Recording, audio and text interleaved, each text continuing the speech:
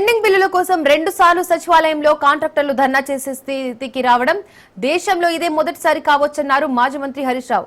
మొన్న కమిషన్లు ఇవ్వకపోతే బిల్లులు క్లియర్ చేయడం లేదని కాంట్రాక్టర్లు సచివాలయంలోని ఆర్థిక కార్యాలయాన్ని ముట్టడించారు.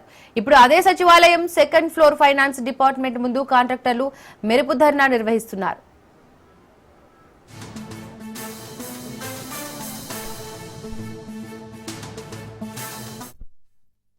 బిడ్డ నువ్వు గిట వెంటనే ఆన్ చేయకపోతే నీళ్లను సముద్రం పాలు చేస్తుంటే బీఆర్ఎస్ పార్టీ చూస్తూ ఊరుకోదు. వేలాది లక్షలాది రైతులను తీసుకొని కదులుతాం, మోటార్లు ఆన్ చేస్తాం. మర్యాద కొద్ది ఇస్తారా ఇయ్యరా అని చెప్పి నేను ప్రభుత్వాన్ని అడుగుతా ఉన్నా. ఆ పరిస్థితి తెచ్చుకోకండి. ఇప్పటికే మీరు రైతు వ్యతిరేక ప్రభుత్వం అని తేలిపోయింది. 10 ఏళ్లలో ఏ రైతు ఎరువు బస్తా కోసం అరుగుల మీద పండుకోలేదు, పొద్దున 3 గంటలకు లైన్లు కట్టలేదు, చెప్పులు ఎప్పుడు కూడా లైన్లు పెట్టలేదు. ఇలా కాంగ్రెస్ వచ్చింది, మార్పు వచ్చింది, పాత రోజులు వచ్చినాయి, మళ్లీ చెప్పుల లైన్లో పెట్టి అరుగుల మీద పడిగాపులు కాసే పరిస్థితులు తెచ్చారు. మీరు వరద నీటిని ఒడిసిపట్టండి, బురద రాజకీయాలు మానండి అని చెప్పి నేను హితో పలుకుతా ఉన్నా. ఏంది చిల్లర రాజకీయాలు?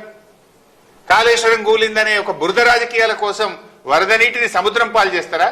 రైతుల పంట పొలాల్లో మారాల్సిన నీళ్లు, యాసంగిలో బ్రహ్మాండమైన పంట పండాలి. మీరు చెప్పే చిల్లర రాజకీయాల కోసం